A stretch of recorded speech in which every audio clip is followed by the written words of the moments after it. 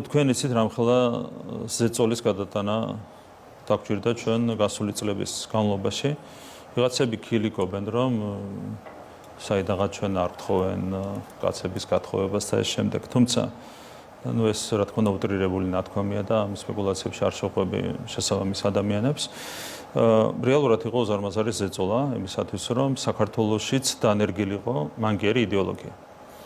თქვენ იცით, რომ დღემდე გრძელდება ძალიან სერიოზული ზეწოლა იმ კანონთან დაკავშირებით, რომელიც ეხება არასოციალურთა უფლებებს და ოჯახურ ფასეულობებს, ხო?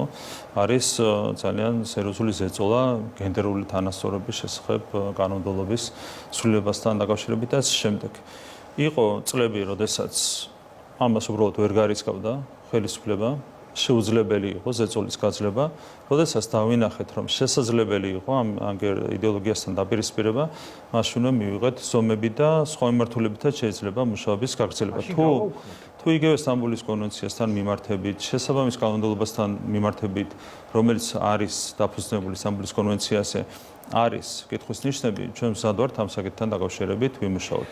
ვერდებით რომ თქვენ ამას დეკლარირებთ, მაგრამ საქმეს რო ხედავდეთ, საქმესაც გაჩვენებთ. საქმე უკვე ვაჩვენეთ საზოგადოებას, როდესაც კონკრეტული კანონები მივიღეთ, კონკრეტული კანონები გავაუქმეთ, ეს პროცესი აუცილებლად გაგრძელდება, იმიტომ რომ აბსოლუტურად ვიზიარებთ დამოკიდებულებას, რომ იდეოლოგია არის პრობლემური და კიდევ ერთხელ შეგვიძლია დავადასტუროთ, რომ ამ იდეოლოგიას აქვს კონკრეტული ხელშესახები უარყოფით შედეგები, რაც აისახება ქორწინების სტატისტიკაზე, შობადობის სტატისტიკაზე და ამ შემდეგ. ამიტომ მუშაობა არის აუცილებლად გასაგრძელებელი და შეგვიძლია დავდოთ პირობა, რომ კი არ დავიწყებთ, გავაგრძელებთ მუშაობას, რაც აქტიურად დავიწყეთ, დაახლოებით 2 წელიწადია, იმას აქტიურად გავაგრძელებთ.